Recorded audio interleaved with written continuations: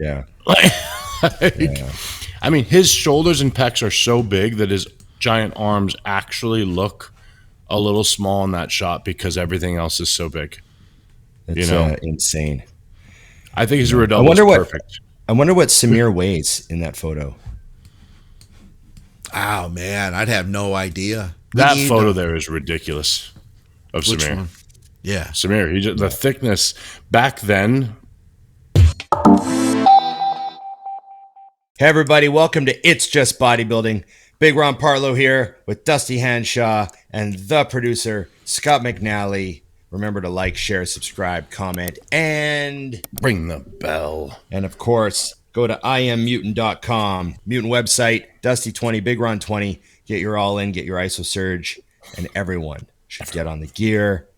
Use a code, save some money, get great product, keep us employed, all easily done.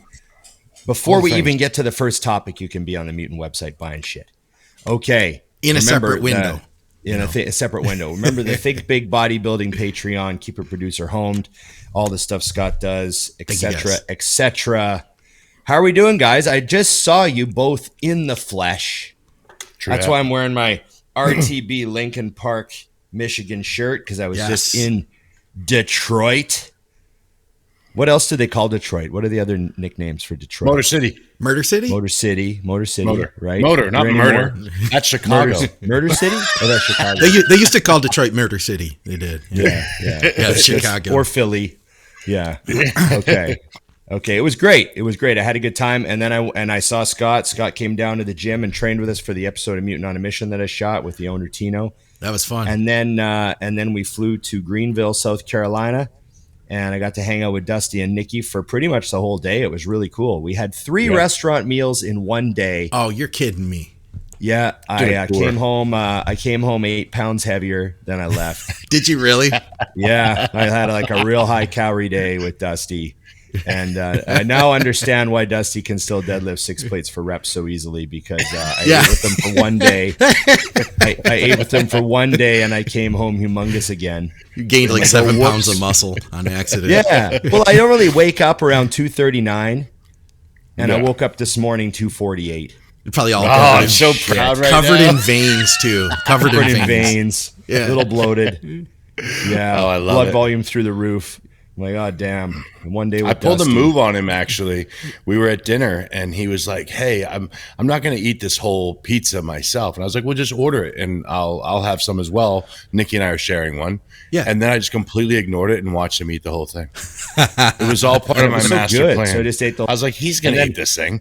Yeah, and then I was going to order the potatoes because I'd already had fries that day with Dusty. Yeah. And Dusty looks me square in the face and goes, weak. So I ordered the fries again. So I had fries twice, kind of 3 times if you count the chips at the burger place. Valid. Yeah. So one day of eating with Dusty, I'm thinking as the day's going on, I'm like, is this how Dusty is eating? This is just his every day. This is normal. Because this is either like 300 pounds again soon or like heart attack territory. Like one of the two things is going to happen. No in between. Yeah. I'm like, damn, like this, like I'm watching my cholesterol right now and I'm eating out with Dusty and it's just, he's obviously training harder than me if he can blow through that much food. But yeah, I accidentally got a little big while I was away. And I do it for the people. Yeah, it was fun though. And we went to Carolina Iron, the gym Dusty's been training at, and met AJ, the owner, really cool kid. What a crazy guy, driving all over the country to collect equipment, like just obsessed, logging thousands of miles in the rental truck to get like a flex press and all that sort of stuff. Just really cool. That's awesome. So yeah, he's off to a good start. So anyways, I collected 2 episodes of Mutant on a Mission, had a great trip, 2 cities in 3 days, back home now, back on the egg whites and oatmeal, back on the, He's got to lose weight before I see him at the Olympia. Right. Yeah, I got to get back down. I'll have a crazy pump today for my workout. So I'm looking forward to it anyways. But good trip, guys. Great to see both of you. It was good to train with you, Scott. Yeah, that was fun, man. And it was cool for you to get to come out and see a little bit of Detroit. That was a good example of just your standard like Detroit blue collar gym. Nothing, nothing crazy, nothing special. There's no tall amenities, in the showers and all of that. It's just a place you come and get a good hardcore workout in. So I'm glad you got a chance to see that. Yeah, no, I had fun. Tina was cool. The whole crew there was cool. So that's why I'm wearing the shirt, got to represent. Yes. So it was a good time. And back home now. We had a lot of questions. I know Dusty put up a question post. Yes. And then you had a bunch of questions off the YouTube because everybody was so cool last time. So what were we going to start with? Weren't we going to start with something about how competitors speak? Oh, the we. The we. Ron, we're considering, we're in an off season right now, and then we're going to see how we look. And we're considering doing Chicago Pro next year. I don't want to rant and sound. I don't want to sound like a grumpy person. Well, good luck. But you are. Good luck. I know that's sometimes my role on this show. I never thought that I would be the grumpy old guy on a cast. Like, you have your favorite TV shows. Your favorite TV shows when you're a kid and you're like, oh, he's the funny guy. He's the dummy. He's the ladies' man. And then that's the grumpy old guy. They use him occasionally, right? Yes. And then here I am on my own show, the grumpy old guy. What did somebody say? It was Andrew Ritter, I believe it was, on our last episode. He was like, man, listening to you guys talk, it's like being at Thanksgiving and just listening to my uncles just talk for an hour, Oh, no. What have I also become? Shows how old we've gotten. Oh, man. Yeah. So anyways, something that comes up, it came up several times lately with me, and I don't know why, but it jumps out at me. Like, when you're speaking to people and they say something and it just jumps out at you, and you're like, I wonder why that jumps out at me and it doesn't jump out at the person next to me. The person next to you is just like eating it up, and you're kind of stuck on what they just said. You're not even listening to them anymore because you're like, did you just hear what they said?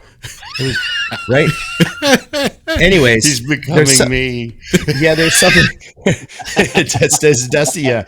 So there's something that people say, and I don't want to like criticize it as bad. I just don't get it. I prefer to not do it.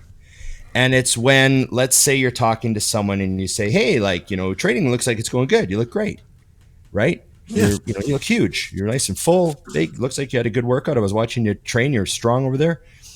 What's the plan? This is an example. Yeah. And they say, well, we're pushing hard right now. We're really blasting, and we're trying to get to 275 pounds. And then we're going to see how that looks, and we're going to pick a show. Now, the entire time they're talking, I'm thinking, who the fuck is we? Are you talking about you and your coach? Yeah, you wouldn't say that in any other circumstance. You know what I mean? Like, well, first we're going to cut the lawn, and then after that we're going to take the garbage out. No, that's what I'm. And then I'm going to go to Home Depot and we're going to buy some lumber. I would look at you really weird if you said that to me, Ron. Anybody would. You and your wife? No, just just we. So I don't know. I think people are giving, and like I'm literally a coach, and people are giving coaches way too much credit. People are giving them way too much, like, no, you're doing your cardio. You're training legs. You're the one dieting.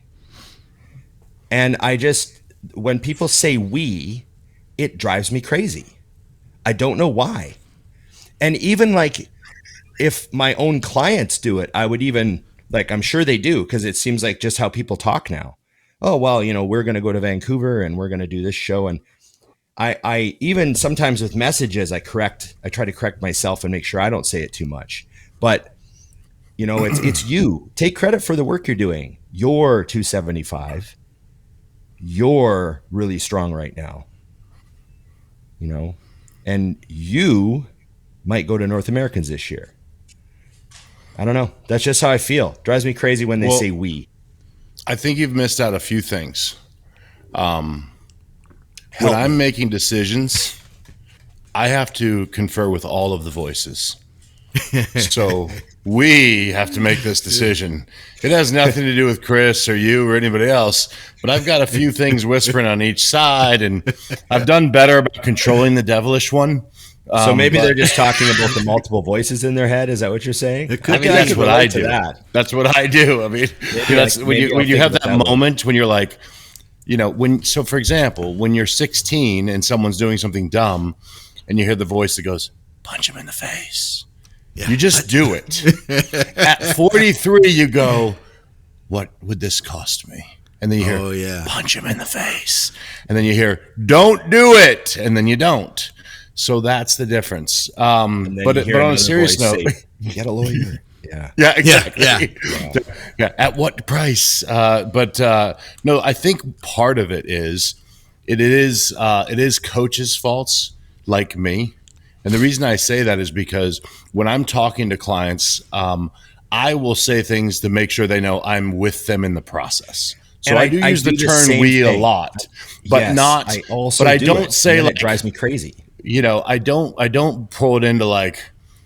I do make sure, because sometimes as you're typing, like you said, I'll be typing, and I definitely it's important. I tell clients up front, like, I'm in this with you. Yes. I'm the guy that's waking up at 5 a.m., 4 a.m., 3 a.m. if you need before a show to kind of go through this process. So that part is we. Yes. But I am careful when it's like, for example, at the end of a prep, and I'm like, you did awesome. You this. Actually, as cheesy as it sounds, something I learned from parenting, because I've been doing my homework on being good at that.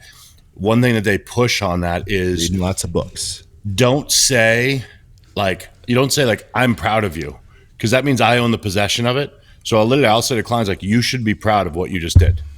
Right. And it's a different ownership when you say it that way. I'm proud, which I will also say, but there are moments where I make sure to drive home, like, you should be proud of what you've done here. I see what we're bringing to the stage. And it is a very different thing because, and I think it's important even as a coach, just like it is for a parent, is I don't want you doing things for my approval. I want you doing for yours. Yeah. I think there's also a little bit of like, I get the we, because like I do it too in certain ways. There's certain ways where I speak to clients in the we sort of format, right? So there's a lot of room for we, but I think it's when they never under any circumstances seem to depart from it that I think there may be a little bit of a problem. Like, you know what I mean? Like when you're talking with your coach, there's some we. If you're speaking, say you're getting interviewed and they're asking you about your prep and the conversation involves your coach. And that's where I wonder if it came from, like listening to pros. There's room for we. Yeah, there's room for we there. But when you're just like talking to your buddy at the gym and he's like, oh man, like, how are the workouts going? And you just automatically default to like, yeah, well, we're really like, there's never an I. Like it's yours, man. Like it's your prep. It's your physique. It's your work. You're the one busting your ass, And when I see no separation there, I think, oh man, it's driving me crazy. No, that makes sense. I mean, I was going to actually make a joke, but I don't want to, because it is true. Like at the end of the day, I tell my clients this all the time because they do overcredit us. I'll get like a client will smoke it and they're like, Jesse Chase, one of my clients that's on here all the time. He is the king of overcrediting me. I wouldn't be here. And I'm like, no, you would. Like you are a machine. You execute, you do. I draw a map. You came to me here. You told me you wanted to be there. I drove the directions. You walked it. You did everything, All I did was once a week go, you still heading in that direction we talked about? Great. Keep going. So I do agree with that part, but I do think I agree 1,000,000%. I appreciate it from the respect standpoint. They're trying to really drive home that they but like you said, you want to make sure they understand, because listen, for all the clients I have that do well, if we're going to leave it on the we, then I've had some we failed terribly because we didn't do our cardio as well. Yeah. And we didn't follow the fucking diet. Now, I was following my diet, but we weren't following theirs. Exactly. But I will take we over, if Ron were to ask me what I was going to do today, and I said, well, Dusty's waking up about 3. And Dusty's gonna. The we is better than the third person. Exactly. Yeah. Dusty, be heading down to the gym soon, there, buddy. Yeah. Yeah. As be always, worried. Dusty's a Hungry. little bit late. Dusty's getting hungry. Yeah. Sorry, I've experienced that a couple times, and I'm always like, "Do you know that's you, right?" Yeah. Yeah. I just had to say something. I just want to remind people. Again, it's not like it's a black and white issue. You know, you can't never use a word or anything like that. It's just sometimes it gets like too constant. Like it's never I. It's Right. like, no, it should be you like a lot of the time. Like, there's a time and place for the we, So Yeah, I don't know. I love it. What do you think, I could just Scott? run on jokes. I and I'm gonna agree. stop. I agree. And Scott's like accurately rated. yeah, I agree 100%. It's not something I really thought about much, but when you put it that way, I agree. And I love what Dusty said too about not taking possession of it, that you should be proud of yourself, which I am in 100% support of that. Hey, we've got a bunch of questions though. What do you say we start diving into some of those absolutely. too? I'd like to rapid fire through some of these, well, as rapid as we can possibly be. Yeah, let's see how well that goes. All right. Rapid, complete failure. Okay. For the audio listeners, I'm putting my hands up in air quotes, rapid fire. Yeah, All right. rapid fire. Last 5-minute crew member here. What would you all say is the optimal way to go straight from a pre-contest cycle into a mass gaining phase for maximum gains with no regard for health? Hey, if you're gonna roll through like that, With no regard for health. I don't care about health. I just want to be huge. Oh, perfect. There's no disclaimer required on this conversation at all. We don't need to put No, we don't even have any to think fine about it. print, or I am not a every doctor other or word, I anything. want you to toss in the with no fear of health. Yeah. Do we do Yeah. that? Do we do that? Do we like? I don't even know. You Did we touch that topic? I say just like drop out everything except the test, and then just like add Anadrol, and then just double your calories and just go from there. See How what happens. about this though? For real, without even touching the gear, so it's simple. Even if that was the goal, if I had just blasted my body physically through a prep while switching compounds, I would take 2 weeks off from the gym. Yeah, something. Like I still would want to do something to let like the joints and that stuff rest, and then roll right through. But it's funny because I really think, and we've talked about this on the show, that I think the best way to rebound after a prep is to not. Like just What do you mean? Let your body like meaning. I don't, even if there was no health issue, like if you weren't worried about your internal organs, I still don't think it's the right move for gains to just flip the switch.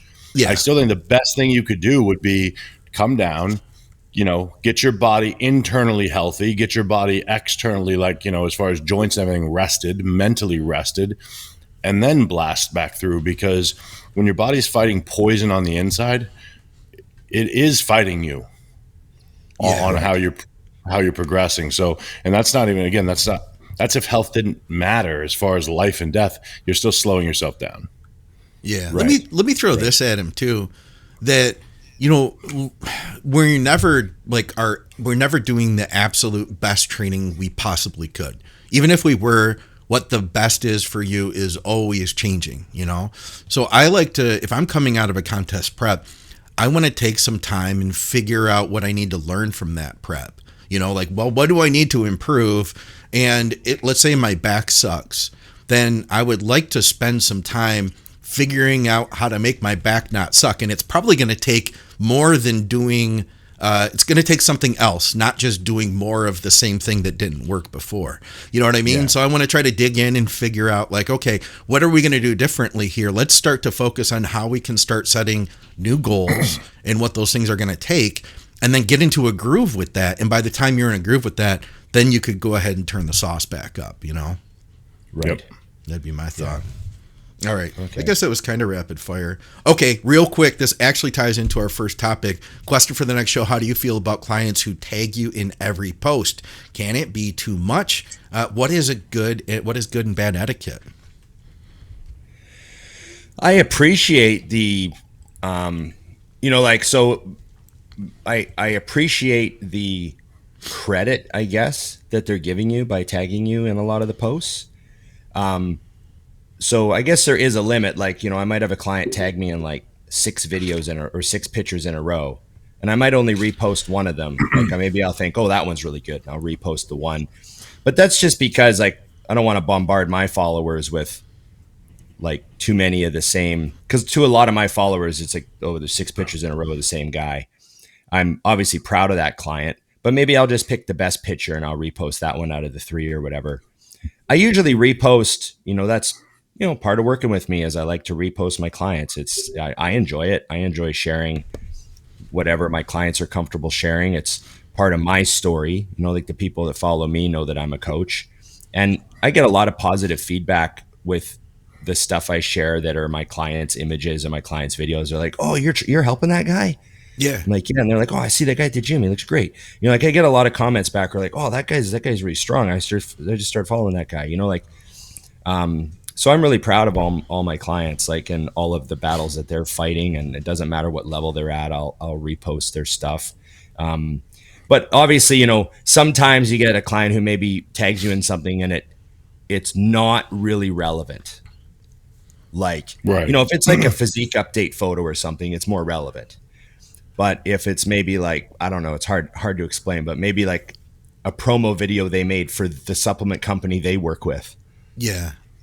I'm not going to repost that because I'm with Mutant. Right. I'm not going to repost a promo video for another brand. So there's like certain things I won't repost, but that's just common sense. Like they don't necessarily expect me to repost everything, but I don't know. I don't really have any problems with most of it. It's cool. What do you think, Dusty? I was just going to quickly say that for most of the part, my clients will tag me to make sure I ask them to tag me in the videos because I do get a lot of interaction.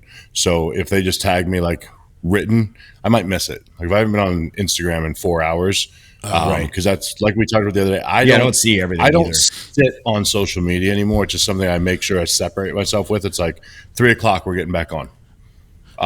So with that, I will miss things, but I do ask them that if they want me to see any training footage, to make sure to tag me in the actual video because I can always see it.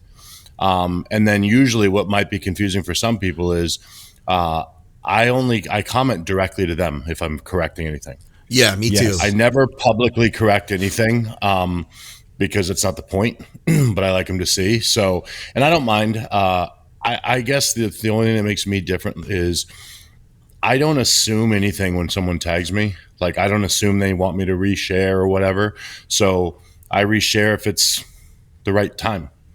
You know what I mean? And no one's ever complained, nothing like that. It has nothing to do with, I think the post's phenomenal, not phenomenal. It's just, if I just shared 9 things, I've definitely learned with social media that it'll actually hurt me to share too many. And then when I do a Q&A, 1,200 people see it instead of 5,000. And then I have less value to my followers. But I think people should just do what they want. I have had a client tell me that people have given him shit for tagging me. And it was funny because he told me and he was like, what do you think about that? I'm like, I don't.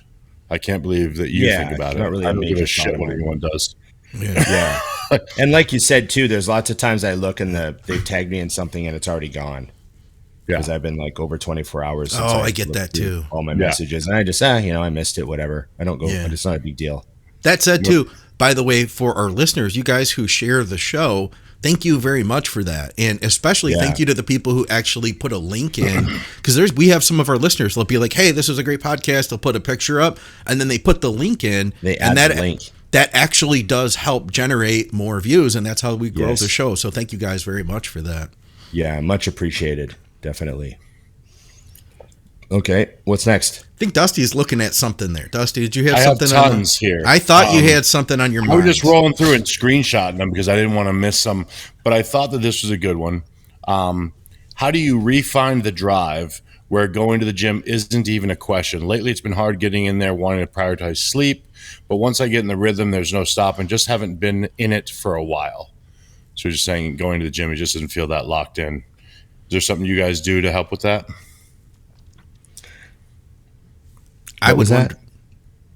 Why? Like, what do you do when you like basically fall out of a rhythm of having drive in the gym? I'd consider a deload. That'd be one thing. If maybe he needs an actual break, because I'll tell you what, if you take it away for a few days, then you might be like, good God, I miss this. You know what I'm saying? Or maybe something different, something to make it exciting. I think sometimes too, like training, like there is an ideal split out there, but if you don't enjoy doing that ideal split for you, then maybe it's really not that ideal.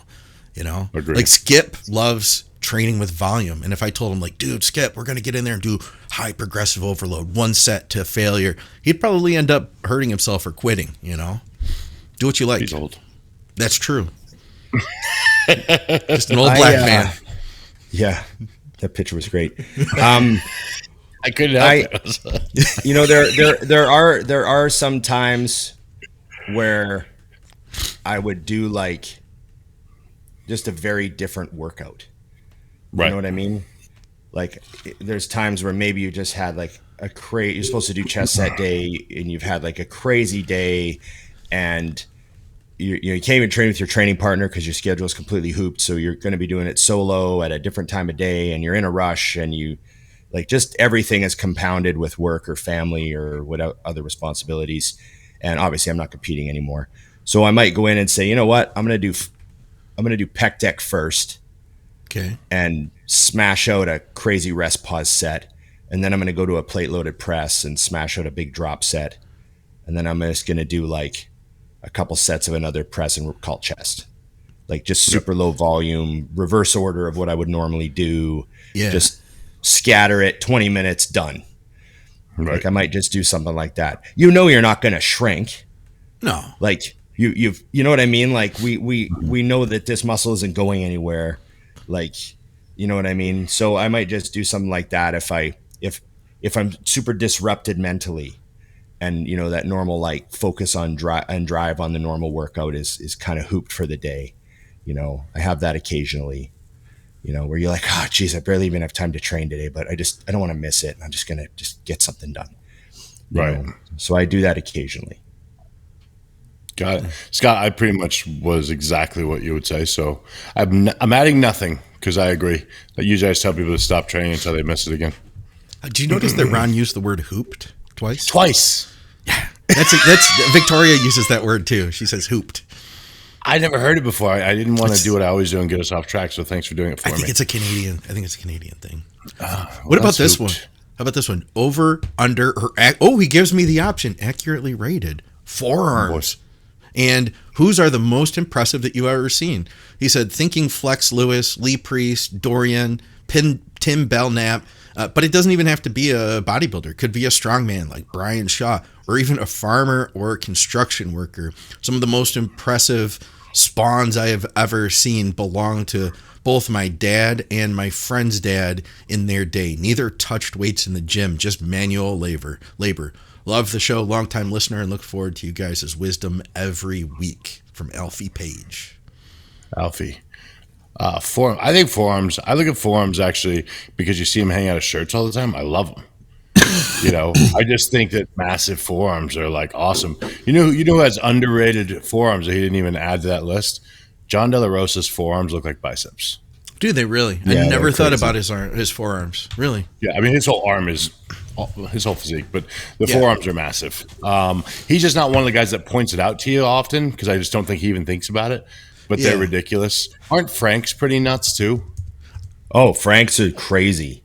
Yeah. I remember that was the first thing I said to Frank McGrath when I met him. Oh, that's who I was thinking. Yeah, Frank's are nuts. Yeah. I remember Frank flexed his forearm and he said with a Newfie accent, and his Newfie accent was way harsher back when I met him because he'd barely left the Rock.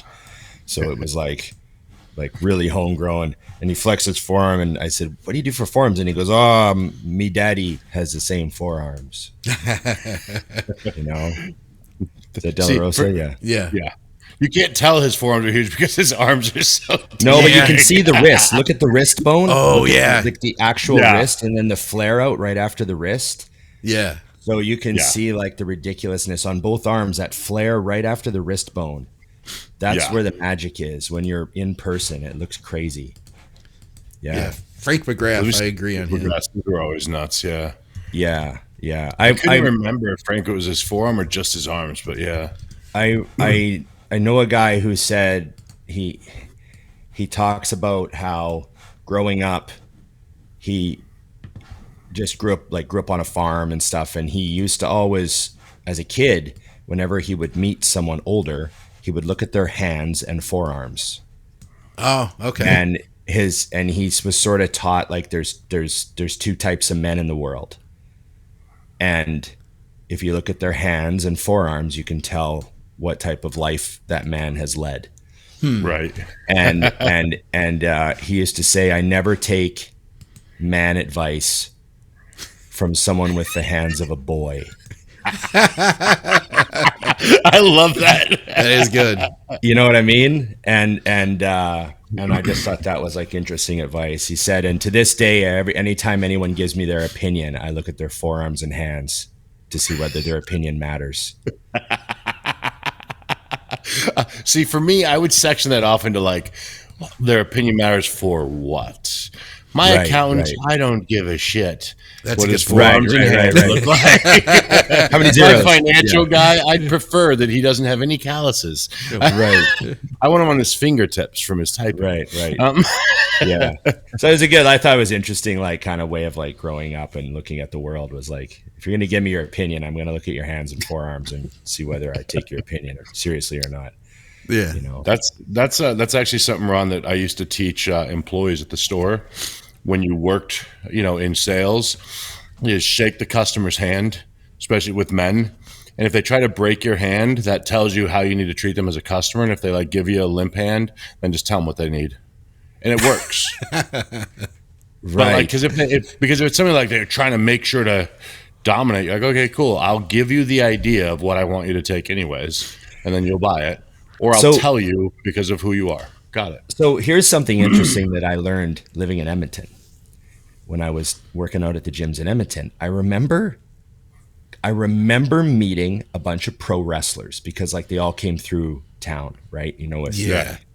And I, met like a bunch of guys that wrestled WWE, and I hung out with Goldberg several times. He was in town shooting a movie. Yeah. I drove Goldberg around and showed him a bunch of the gyms in Edmonton, and he found one he wanted to train at. And I think he lives in Texas. I think he lives in Texas now, and he does a bunch of the gun tuber content. Like he's into shooting, and he hangs out with the guys in Texas doing gun tuber stuff. He's cool. Yeah.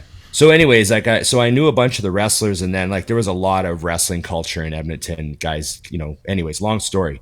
Yeah. But I noticed that when they shook hands, they had a very light handshake. Really? They're trying to hurt you. And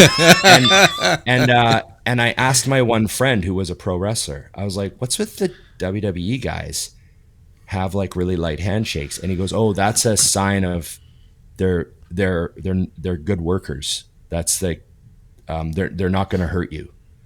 Sorry? Like they'll make it look like they're going to hurt you. Like it's like a communication thing between the wrestlers. Like if one shakes the other guy's hand, like squeezes it, then it's like, well, if you're going to squeeze my hand in a handshake, what are you going to do in a pile driver? Yeah. Okay. Right. Are you going to put my head through the mat, or are you going to play safe? And but it was that light that you noticed it. It's like a really light handshake then. I noticed it with a bunch of them, and that's why I noticed it. Wild. Right. And I was like, oh, okay. And then like I remember he said, yeah, it's kind of like a wrestler thing. In the wrestling culture, funny. It's a sign of respect. Like because there's a term called good worker, and then there's a term called stiff. And if you're stiff, it means you're not the most pleasant guy to wrestle. You're known to hurt guys. You've had some bad incidents. Like Goldberg was known to be stiff in the ring. Oh, really? A lot of guys said he hit pretty hard when he speared him. He hit him, went right through their chest with the spear. A lot of times he was too aggressive. And then Bret the Hitman Hart, for example, and Macho Man Randy Savage were known for being unbelievably good workers. Things would look brutal, but nothing hurt. And just kind of interesting. That's an interesting subculture. It is. Yeah. I love it. You got anything else over there, Dusty? Well, I know you do. Got anything else lined up, I should say. Yes. Yeah. What is one habit of yours that you wish you didn't have? And what habit would you like to have or are working on getting? What habit would I like to have? And which one do you have that you wish you didn't have? You know, I've cleaned a bit of house in the last year and got rid of some bad habits, to be honest. Really? Like what? Oh, we're not going to get into that. Oh, Hey, don't pull me into this shit. We weren't going to talk about that. Like You're not my last time when you therapist. insinuated that you got growth and it was from me. I'm not paying you $200 an hour to tell you my problems. Yeah. No, so I'll tell you one that I have that I'm really bad at that I think you guys could understand. A lot of people can. Is you view what people are doing through your eyes. So I like, for example, I mean, it's something I'm really good at not doing in the bodybuilding culture, but other areas I'm not, is like how I would handle a situation. And for me, I'm like, well, you're doing that wrong. And it's like, well, depending on what they want, you know what I mean? So it's something I learned. I started judging in reverse with bodybuilding, because bodybuilders are in the gym and like, you should be doing this and this. And I'm like, not if they go to the gym to just get a pump and hang out with their buddies. Mm-hmm. Like, that's not what they're here for, you know? So there's a lot of areas in life where I have to like step back, you know, or even viewing physiques. When someone sends me their photos to start with me, the first thing I ask, no matter who you are, is what's your goal? I refuse to assume I know what it is. yeah. I don't. Right. You could be like a really heavy set dude, and I'm like, oh, he must want to get lean. And he's like, I'm just trying to get big and strong. Like, oh, gonna be stronger. Okay, so that's a habit I've been working on a ton, is trying to figure out what someone's, you know, what's their perspective before I assume what they should or shouldn't be doing. You know. Yeah, I'd say that's a real fair cause. I'd say I used to, when I was younger, when I was younger and I was absolutely like mono-focused on bodybuilding, I didn't pay any attention to what other people did with their lives. So I wasn't that judgmental. Yeah. You know what I mean? Like, I was actually pretty minimally judgmental because I just didn't care. And then as I got older, I think I reached a point where I got a lot more judgmental. Like, I can't believe how that person does that. I can't believe they live like that. Like, what an idiot. And I think I got to a point where maybe in my 30s, I was a little bit angry at the world because I thought everybody was so stupid. That's not wrong. Yeah, but I think something that I'm really working on is just like being easier with that stuff and not letting how other people do things bother me as much, and a little bit more, you know, free flow with the vibe and that sort of thing. I think that's maybe something that I've generally been working on for a while. It's just not letting other people's choices bother me. Yeah. You know what I mean? Yeah. Oh, that's cool. That's what you want. Okay. You know, that sort of thing. I'm bad for trying to multitask when I'm trying to work. So I'll be editing a podcast, and then I'm like, well, this is exporting. I'll start working on this check-in, and then this person texted me, and I'm trying to do like 3 different things at once. And if I were to just set time aside and actually just make a list and be like, okay, this is what I'm going to do first, this is what I'm going to do next, I can get things done a lot more effectively. So I've been trying this year to work on that, and I'm finding that it's working too. Just staying more organized overall, versus just like reacting to what's coming at me, you know? Right. Yeah. I like that. Yeah. So is there any habit you guys could think of that you would like to have or would like to work on getting?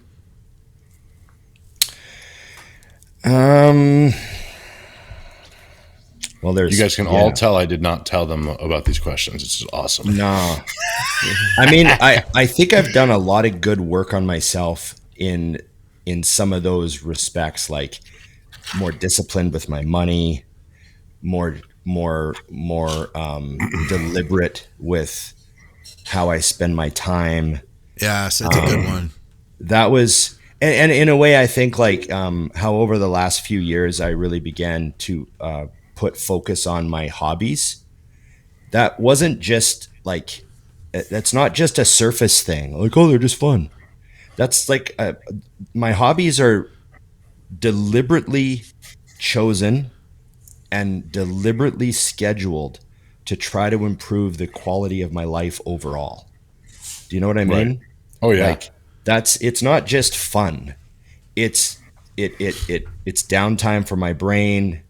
It's separation from our digital world. It's doing something that's good for the function of the brain. And Yes. it's one of my hobbies is also a form of exercise and good cardio and athleticism. My other hobby with the guitars is really good for like brain plasticity and like all this stuff that goes on in your brain with language learning stuff is what music essentially is. So like I deliberately think of them as like ways to improve my life and improve me as a person, aside from just being fun. So, and then I find like I'm more relaxed in other ways because I've had these down times and these switch off times and stuff. So that's sort of how I think of that. Like it. Do you have any more, Scott? Yes, I was looking for this comment. I can't find it, but we mentioned I can't remember what it was, but Berto Fox came up on the last episode. And somebody commented, he was like, my uncle smoked crack with him back in the 80s. And I was like, what? I was yeah. I was like, wow. It struck me as a funny comment. I can't find it. Do you have any pictures that we could post? No? Okay. Really? Yeah. When you add smoking crack, the double murder is less of a surprise. Yeah. How about this one? So this is kind of relating, like we're talking about all sorts of coaching stuff today. Question for the panel: what are the benefits of a coach apart from the physical stuff, like PEDs, diet, and workouts? The majority of my focus is actually the mental side.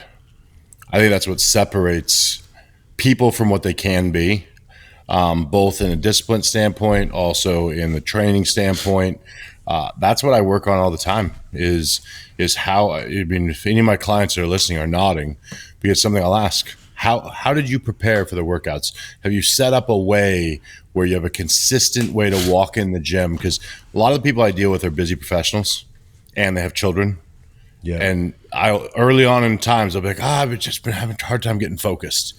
And I'm like, well, tell me how you went to the gym today. And it's like, I was on a call and I was walking in and there was dog shit. And then I was in the gym and I was pushing. And I'm like, well, there you go. Yeah. Like, so I work a lot on the mental aspect, and kind of what Ron was just saying is also part of what I do. Some of what I do is slow people down, change their way of looking at things, perspective of a lot of things, because people come to us and they have very specific goals, but then they also want to have very specific timelines that aren't even realistic. So I think our job is way more than the nutrition and training. Because I can do an app for that. I could build an app out for 20, 30 grand and sell it for $5 a month and people would buy it up. But it is a little more one-on-one, helping get into each individual's mind. It's like coaching a team. Perfect example, we don't raise our two daughters the same. They have the same rules and stuff, but how I get to that is very, very different. They're two very different people. So I think the mental side is enormous for coaching. Yeah. Some people require a lot less. They're just like so robotic and you're like, oh man, just guide this guy, That's how I got other married. People. Yeah. And other people, it's almost hardly about the diet. Like you never have to change the diet because the whole time you're just trying to get them to follow the first diet. Yep. Yeah. You know what I mean? So there's no use changing the diet because they're not able to follow it. So all the work is in just getting them to follow it. Yeah. Yep. And you have clients that you have to pull down because they train too hard, or you can't slow them down, or they're doing extra. Some of my greatest clients are also the hardest because getting them to kick it back is hard. Yeah. You're like, you'll find out they'll slip. I had one just barely. She's going back and forth. She's like, things are pretty good and it's going good. And I needed to see her training for the last few days to decide a high day. And she sent me 5 training days in a row. And I'm like, when was your last off day? Oh, well, I mean, I feel fine. I'm like, oh. Right. Like, no, you don't. You just love training. Yeah. So, yeah. All right. How about this one? Any tips on arm development for long arms? It says I'm 6'2". with the arm span of 6'6", and I feel like I've been about to get everything else to grow except for the buys and tries. I'm out. Well, no, Dusty. Look at my arm. Dusty. 22 inches in length and size. Yeah. I have to be like, arms were one of the things, like I did the Dorian training for a long time, and I still really believe in like those principles. Those are essentially the principles that I think work the best. The way he moved weights, the way, the focus was on intensity, not just a bunch of sets. You know what I mean? Warming up enough to go hard, but not wasting energy on warm-ups. Like all this stuff that Dorian did was foundationally what I still believe in. But I will say that my arms got their biggest when I did more volume for them than I think any other body part. I don't quite know why. That's just what it took. My arms were at their very biggest when I had a deliberate arm day, and I was hitting like 4 exercises, 2 really hard work sets for each exercise for arm day, so buys and tries. And then I also had some like 2 working sets of like 15 to 20 on chest day, 2 to 3 maybe, and then 2 to 3 working sets of 15 to 20 on back day for biceps. So I had like these twice a week thing going for arms, and the arm day was heavier, and then the chest day tricep thing was higher reps, and the back day bicep thing was higher reps. That's kind of what I did for like the last 3 years that I was bodybuilding, and my arms were their biggest. And I just remember thinking like, man, like, my other body parts like chest and delts and stuff didn't require that at all. But arms, man, they were stubborn. And I don't know if it was just because they were, I don't know if it has anything to do with the length of them or just my genetics. But that's just kind of what it came to for me. And then calves too. Like my calves were stubborn. And when I got to the point where I actually kind of had calves, I was doing the most volume for them. Yeah, it's funny how some of those body parts break even our own rules or our own preferences, I should say. Yeah. Scott, do you have one locked and loaded, or should I give you one real quick? Yeah, throw one up, man. I had some pictures I need to pull up for the following question I've got. So yeah, all right, I like this. Buy me some time. Whose improvements are you most excited seeing on stage this year at the Olympia? Damn. Well, who do you think's made the most improvements? I mean, I'm excited to see Nick. I'm excited to see Samson. I'm excited to see Hadi. I'm excited to see Andrew. But I do have to say that some of the images that Lunsford's put up. Yes. Yeah. But like again, maybe it's the strategic posting on his part or whatever. But it's successfully caught my eye. And I am very much like, especially with Hani, like Hani doesn't like losing, man. He really doesn't. And you have to. That's why he only loses to himself. Yeah, he only loses to himself, right? Hani and Hadi and Derek. But I know all those guys are working really hard to make improvements, and I don't want to take anything away from any of them. But I have to say, like Lunsford's photos, some of the photos of his back sitting on some of those machines. Jesus, I really, really excited to see what he's done. But also too, because of the age factor, like Hadi looks incredible in these videos he's posting, but like, he typically has been a ridiculous freak for a while, and Derek's age is so young and he's still growing. And I don't know, man, I'm anxious to see what he's done. Yeah. But we saw that the video, like you mentioned, the Hadi videos. I feel like when I've seen those, I've been like, it'd be great to see him, just keep doing his best and, he'll be fantastic, but how much more is he really going to grow? And then we saw those videos and I'm like, I don't know how much bigger he is, but it's just made me say like, oh my God, when I see those. Yeah. So it's like, I can't wait to see what that looks like. And then I can't wait to see the way just everybody stacks up against each other. That's where it's really going to be cool. because you can Lining see them all up. these guys by themselves, and they're all the best in the world, right? But like, then how does it start looking once you put them all next to each other? So I freaking can't wait for like top 5, top 6. Yeah.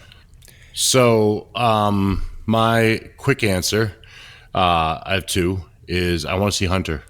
The pictures I've seen the last couple of days. So I was just gonna say when Scott said, I'm waiting to see what he looks like standing next to guys, because the shots I'm seeing, I'm just like, whoa. Yeah.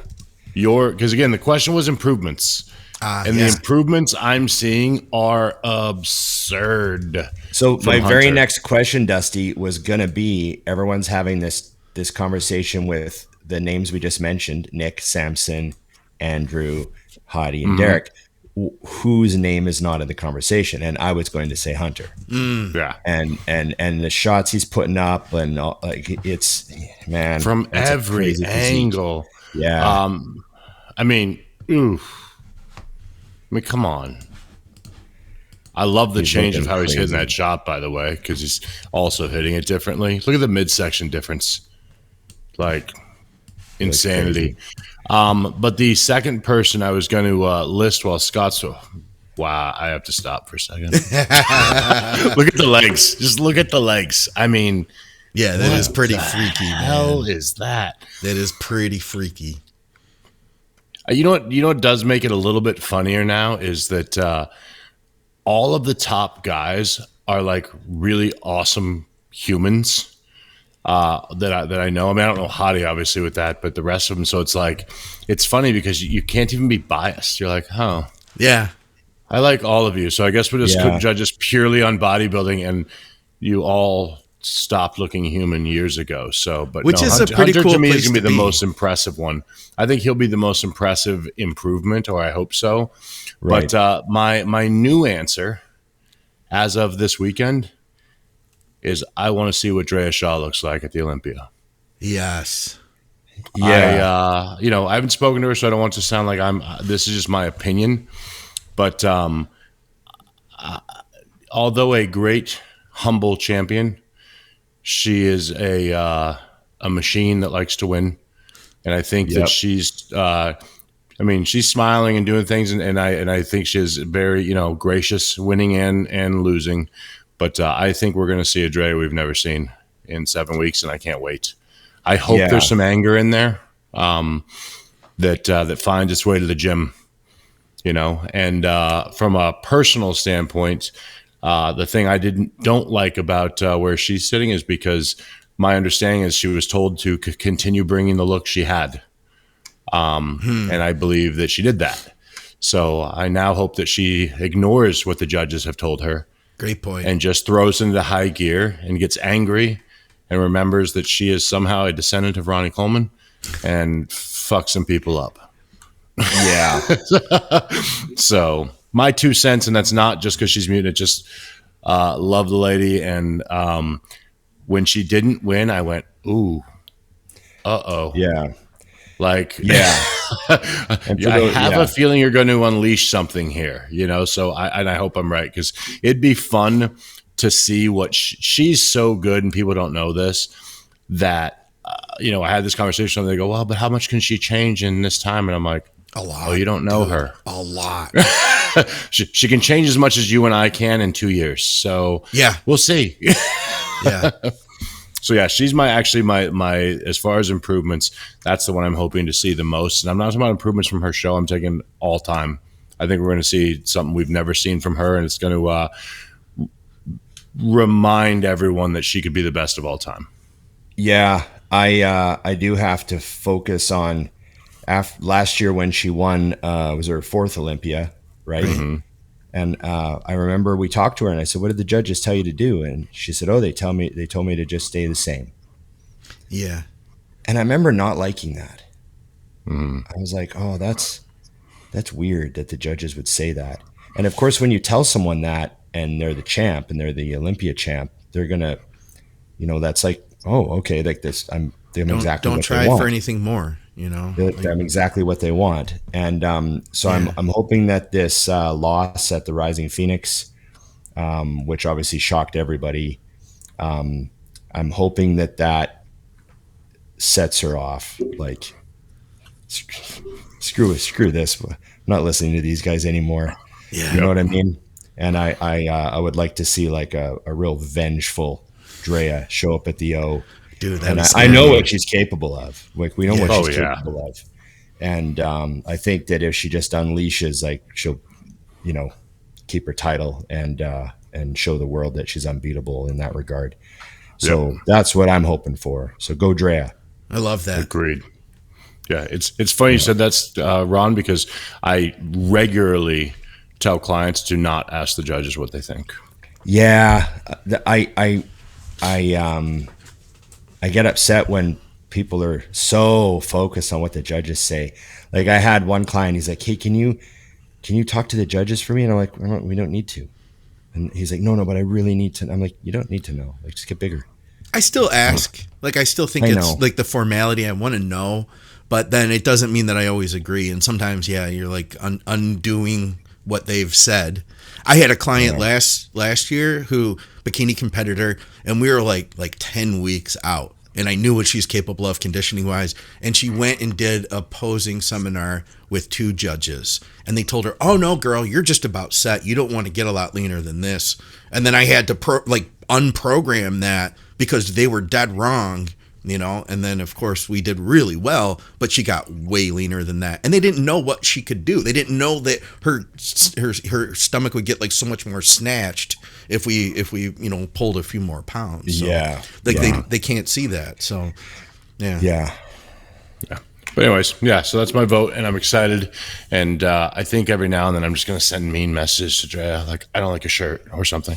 Good idea. I'm going to get on that train too. It's the closest thing I can do to personal there, because everyone loves her. So I was like, what can I pick on? I guess her shirt. So let's see. You got anything? What was that next one? You had the pictures ready, Scott. Okay, so here's the deal. A few episodes back, we were talking about Lunsford and how crazy his back is. Undeniable, right? You guys said, could he have the best back of all time? And That's a back double. Yeah, back double. Sorry. Let me be a little more specific there. Be specific. And everybody said, well, no, the best rear double was Samir Bannout. That's not everybody, but a number of people chimed in and said Samir. This is Samir. And I wanted to pull that up here. Well, they did have a sick back double. It was 1983. Yeah. I was going to say, if we could factor in the years, I'm not really arguing with them. But I wanted to put them side by side and see what you guys thought. But this is a very different time frame. Well, Look at Derek's shoulders in the rear double bicep. Look at his front delt. I think I can see his pec. You can see his upper pec too. Yeah. I mean, his shoulders and pecs are so big that his giant arms actually look a little small in that shot because everything else is so big. It's insane. I think his rear double is perfect. I wonder what Samir weighs in that photo. Oh man, I'd have no idea. That photo there is ridiculous of Samir. Which one? Yeah, Samir. The thickness back then. Oh, and for everybody who's wondering, he was not using the most recent cable row to a perfect right angle. Yeah. Neither was the guy in the middle. No. Yeah, I don't think he ever did too many of those. I love that when you get to a point in a sport where you've been in it so long, I don't need to see anyone's hair or head to know exactly who it is. Yes. That's a great picture of Dorian. Jesus. Yeah. Look at the calves on him. Just out of this universe. How about Dorian versus Derek? Derek's still nuts to me. Yeah, Derek is wider in the back. He's got like his shoulder structure is absurd. Yeah, you know what I mean? Derek's shorter and wider. I think the only question mark on the best rear double of all time, in my opinion, it'd be Derek and Phil. Phil's rear double was stupid. Yeah, you got to find like 2012 Phil Heath or 2013 Phil Heath. Yeah, it's just. I don't know if I can do that. I could find a rear double. You know what I mean? They're all stupid, so it'll probably be fine. Let's see what we got here. How about this one? Yeah, that'll definitely make my point. That'll do. Yeah, that's pretty crazy. Yeah, I don't know. Yeah, Crazy, but that's why I love bodybuilding too. So for those who are screaming at their screen right now, the one thing I don't think people understand that we argue about all the time is it's all different once they're standing next to each other. yeah.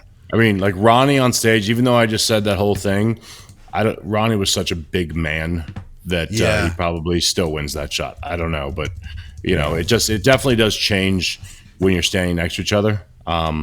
So let's see here. I had another one if you weren't ready, Scott, because I thought this one was solid. Okay, overall landscape. Legs seem to be more developed across the classes today, but people actually seem to squat less. What do you think is the reason for that? It's a great question. It really by is. the way, Colossus Ken. Genius. Well, it's squatting to grow legs requires, requires you to squat properly for you, right? Like you would have to find the best way to squat for you to get your quads huge. Not everyone can just squat and grow huge quads, right? Right. Like some people have to elevate their heels and they have to use a different stance, and there's a better way to stand and better place to put the bar, and there's a lot more nuances. Whereas we have a lot more stuff like equipment now, like the pendulum and all the hack squats, and people can just sort of like get in and go hard. Yeah. And Yeah. there's a lot less nuance, like go all the way down, come all the way up, go hard. And I think it just sort of made hard quad focused training a little more accessible. If that makes sense. You know what I mean? Like back in Arnold's day, not many guys had great legs. Everyone was just dealing with a squat bar and a bunch of shitty machines, and it didn't work for everybody. Yeah. But they didn't figure it out. It could have worked better if they would have all figured it out, but they didn't really know. And all the information we have now about, stretching and loading and variable resistance with bands and I don't know. I just think there's a lot more people taking pride in their leg day intensity too, and obviously I'm happy to see it. I like big wheels. It's good to see, I think the thing that jumps to mind in my head is, essentially what Ron said, but just a little different, is we now attack how are we going to get our legs to grow? And if back in the day you had a crappy leg press and squats, it was like, we're either doing more volume or more weight. And that was kind of it. And we've all worked through, hate to sound old, but hundreds of clients now. Like I can really dig into some things that have worked for some people that have blown my mind. I've had people where their legs kind of stuck and all of a sudden I'm doing everything unilateral and they just start to explode. And I'm like, oh, I've never done that. Yeah. Right. I could see that. There's just so many more options now to get the job done. Yeah. Exactly. And, How about this that's one? good. We got one here. What are your opinions on making prep as fun as possible, even if you get to 95% there, but it was still so fun that you can do it every year? Or should it be hell to get to 100% every time that you dread the experience and that you might not prep again? Well, obviously you want to be your best. But I think that one of the things that I'm big on is I like to keep prep as simple as possible. Yeah. Because then it's the least stressful and people have more room in their bandwidth for their normal life. If that makes sense. You know what I mean? Like if you've got people looking at the clock 100 times a day because they got to take this pill at 11 and then this meal at 11:30 and then this pill at noon and then this pill and they can't leave the house because they got this pill here and this meal can't be at 5:30. It has to be at 5. Like there's not even a 30-minute leeway on one of your 6 meals, right? Then there's people that are programmed like that by their coaches, and the entire life goes on hold. And at the end of the day, it's not going to be as fun. I tell people, man, during your prep, you should make some things like we always go to a movie on Friday night or something like that. Yeah. We always like, there's got to be some normalcy programmed in, keep the prep simple. So I tell my clients, I don't care when you do your cardio, just get it done. At the end of the day, I think just getting it done is what truly matters. Yeah. And all this stress and worry about like, oh my God, like I had to take my kid to school today. I didn't get it done this morning. Oh no, oh no, oh no. I'm going to have to do it later today. Like, just let that shit go. Just do it later. Don't even think about it. Just water off the back. Like, and make prep fun. Keep it super simple. And program some normalcy in there so that you can, get through it mentally a lot easier. It's just way more pleasant of an experience. Agreed. Agreed. 100%. What do you think, Dust? I mean, I called you Dust, by the way. I did. God, we got a lot of words today. Yeah. I think there's. What do we think, Dusty? What do we think? What do we think on this? So I had to ask one of them. But it's weird for me because when I hear a question like that, the first thing I think is like, it's always supposed to be fun. Mm-hmm. True. I don't know how. If it's not fun, then stop. You don't have to do it. Like there's no reason. I do. One thing I dislike about where the sport has went is it's become so popular. It's like something you have to do.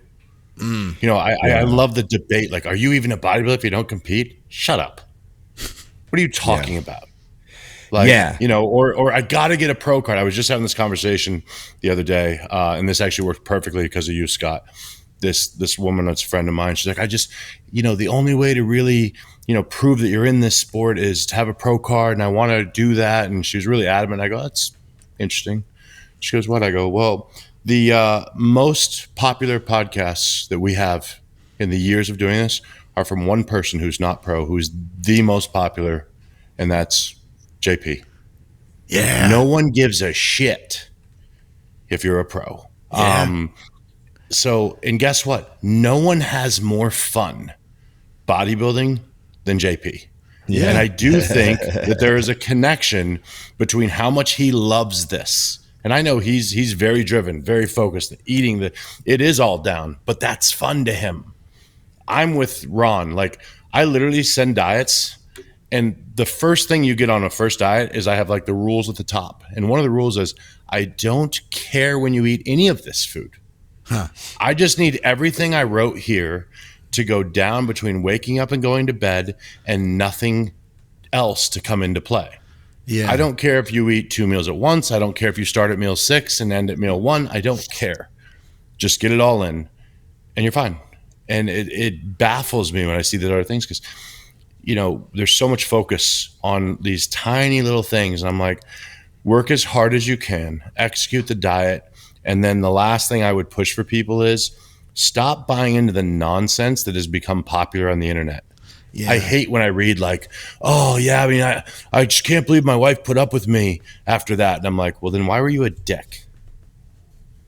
It's like, and then they're like, well, I wasn't really. I'm like, then why did you say that? You sound like a moron. Like, there's no reason for you to, this is your prep. It's your fun. Don't be tired. Don't be grumpy. Multiple times during prep, Nikki was like, we haven't been out in a while. Where do you want to go to dinner? And then she would sit there and I would eat dinner and she would drink a Diet Coke because that was part of our life. Yeah. She didn't, and she was perfectly happy. She'd eat right before we'd go. We'd eat. We had a date night without her eating. Yeah. And it's totally because do that. This was her choice to compete. If she wants to eat with me, then quit and let's eat.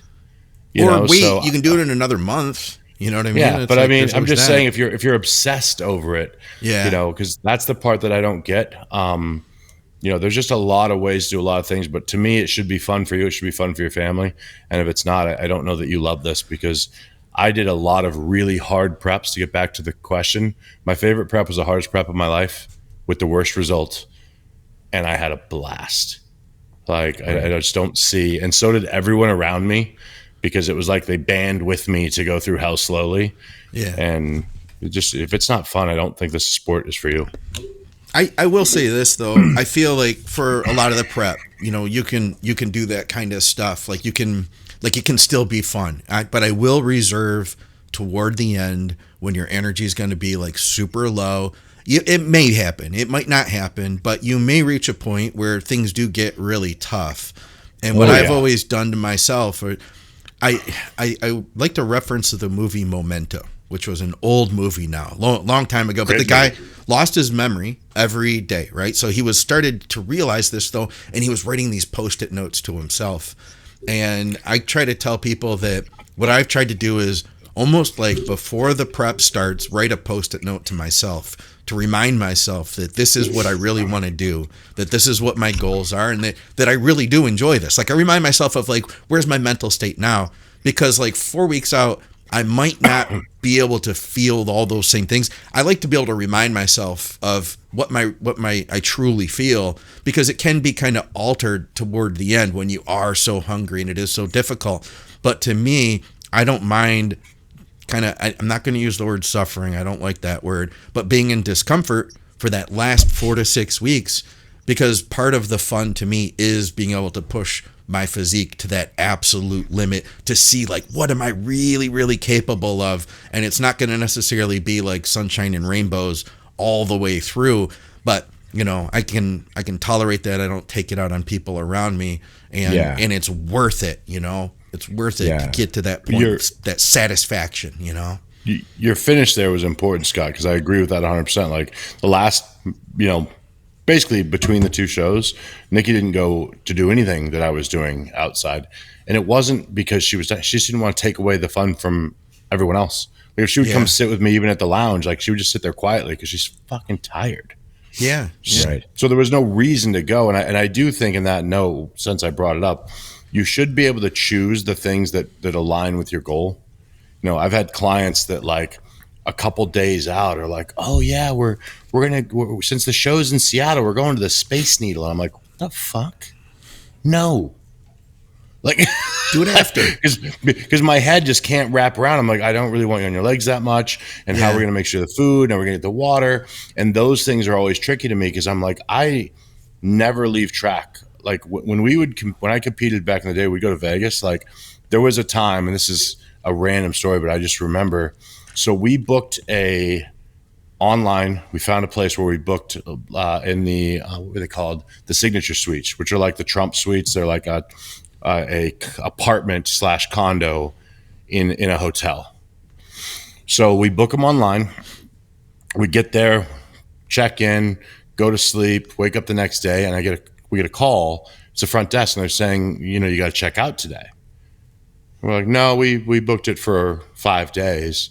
Well, long story short, she had booked it through someone who was kind of booking them and then trying to book them again the next day. Oh, no. And essentially just trying to keep it alive to make themselves as much money as possible. Oh. And here we are. We're not supposed to be in a room now in a few hours.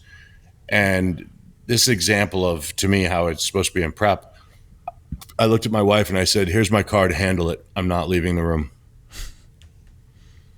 I didn't care what it meant. And I never asked. I have no idea what happened. I was just like, yeah, this isn't really my problem. But they didn't have to call security. That's right now, this is well, because that's back to the, like you said at the end. Yeah. I only have one focus right now. I'm 3 days out, and it's not the front desk. Yeah. So, you know, you get to handle this one. And I think that part is important. But again, that's part of the fun. That would have taken away from me if I had to go handle that. My mind's stressed and I'm worried. I'm like, if we have to move a room, just let me know where we're going. But it doesn't go, you know. So, and we did get to stay in the same room. So I don't know if she threatened him or what happened, but it all worked out. Threatened. Probably. Do we have anything else, Scott, that's phenomenal? That's all I had. That's, I think, all of them that we had from YouTube. And guys, I want to say thank you for your comments and questions. And I wanted to encourage you to comment with questions and topic ideas for the next episode. We love taking all your listener questions, guys. Yeah, agreed. I love listener questions. We got to start doing them on the post, by the way. I got a lot. Yeah. Today. And I was like, oh, I don't get this many when I do question box. Can we rapid fire one out? You got one? I have a bunch that or a good closer or something? Well, here's a quick one that I think could be fun for a closer. Would you like to see the winner of the 212 go against the winner of the Open at the Olympia? Absolutely. Why not? I love the sport. I would love to watch it. It would be entertaining as hell. Ron. Done. Is that quick enough? Yeah. I remember the old Franco versus Arnold days. Like, it was exciting as shit. You know, that's another thing. Like, here's another question: do you think they should keep 212 or eliminate it and have two different height classes in the Olympia and then an overall? Just full circle, short and tall. Just bring it back to how it used to be, short and tall. Well, the funny thing is they essentially did, because the 212 champions are winning the Open Olympia right now. Well, that's the thing. You'd have, let's say, well, what would you get? Would you get Samson versus Derek on stage, or Andrew Jack versus Hadi on stage? Just two guys going for the overall title? Yeah. Yep. Like, it's a lot more realistic than it used to be. Like, when the 202 happened, like, I don't think a lot of people thought that way.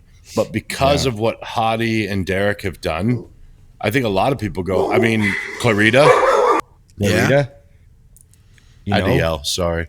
Who are you going to wind up? Who's going to be on stage next to? I mean, where would they split the height? Do you remember where they split it back in the old days, in Arnold's day? No, Franco looked pretty short. Yeah, I mean, but where was the cutoff, right? Do you want to know how I could tell that I was born into the generation I was? Is I look back at those photos and I'm like, how did Franco not win? I just, because he's more along the lines of today's bodybuilder with balance and stuff. And I was like, I have him winning that. That's funny. I didn't mind that he was shorter. No. So yeah. No. Oh man, I'm just realizing I got some good questions for next time too, Scott. So I'm going to save some of these. Started rolling through. Right, I got a kick out of this one. I have to say it. I know we had a lot here. We might have missed some, but I do have to say I got a kick out of this. I just saw it, Scott. What's that? The one you sent. Oh, I said one? It was probably 20 years ago, but I was training back the hammer iso lat row at Hardcore Gym, and this absolute house of a human politely asks if I'm done or if he can work in. It was Ron. Hardcore Gym in Edmonton. Nicest guy at the gym and a mountain of a man. Completely changed my perspective about the sport. That was awesome to read. I don't know who that was. Cool. Huge couples 1279. I don't know, but that just makes me laugh and like takes me back to those Hardcore Gym days. I almost forgot our closer, by the way, and I apologize. And you guys have already both heard it. Ron, we're going to take this away from bodybuilding to end the episode. What are you picking? A 4 out of 10 head attached to a 10 out of 10 body, or a 10 out of 10 head attached to a 4 out of 10 body? Scott Weston, this is for you, buddy. Which one does the butt stuff?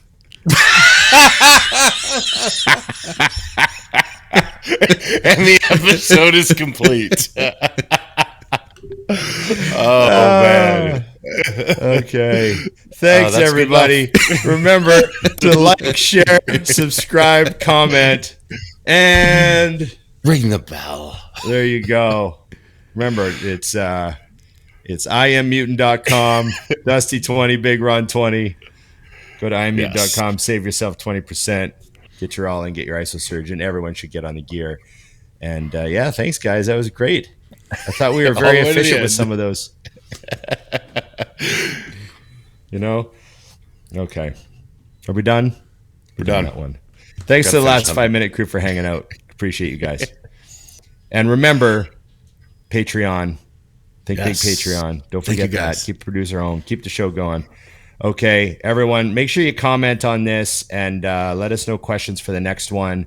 And Scott, you do have a reaction video that you've been having a hard time editing, right? The Ronnie Coleman one. Yeah. They kept copyright striking you. Is that going to come out, you think, before they see this? Probably not before, just because of this is coming out pretty soon. But yeah, I literally re-edited it like 7 times and uploaded it 7 times. And it said like the copywritten area. I mean, obviously the whole video is copywritten, right? It's Ronnie. It's MOC video, but it says like from 17 minutes to 18:25. So then I alter it by like blowing us up and blowing that screen down, and then it'll say another spot, 15 minutes to 16 minutes. So I'm trying to get around and the reason I want to do that is because our first Ronnie reaction was one of our biggest episodes ever. It was like one of our highest view videos on the channel. So I want to try to make sure that we can do that with this one too. Okay. Yeah. Well, good luck with that. Maybe you got to stretch it or something. I don't know. What can you do? Yeah, make it look weird? Have to. I don't want to ruin it though. You know what I mean? That's the other thing. So we'll see. Okay. We'll figure it out. Okay. Well, we appreciate the hard work you're putting in and the frustrating stuff. There's a lot that comes with being the producer. See, me and Dusty we just go move on with our lives after this, and you got to deal with the aftermath of all the crap. Yeah, I got hung up with it. Like I was like, I'm gonna make this happen, and then I realized I worked on it from like 7 a.m. the time I woke up, and I was drinking coffee till like 2 in the afternoon, 2:30, and I was like, nah, it's time to quit. It's time to wrap it up here. You know? Okay. Well, and it was great to see you guys this week, and I just want you to know, Scott, I have never felt safer training with anyone than when I was training with you. That's good. Definitely. In case you're wondering, today the SIG X Legion. Yes, closest one to him. Just in your hand the whole episode. I didn't even notice. You're just sitting there holding it the whole time. You're like, right in front of me. Right in front of me there. Yeah. Never know. Okay. Desk pop. Okay. Okay, thanks, guys. See ya. And remember, it's just bodybuilding. Cool. I was going to try to hit the desk pop button. You finished on the perfect note.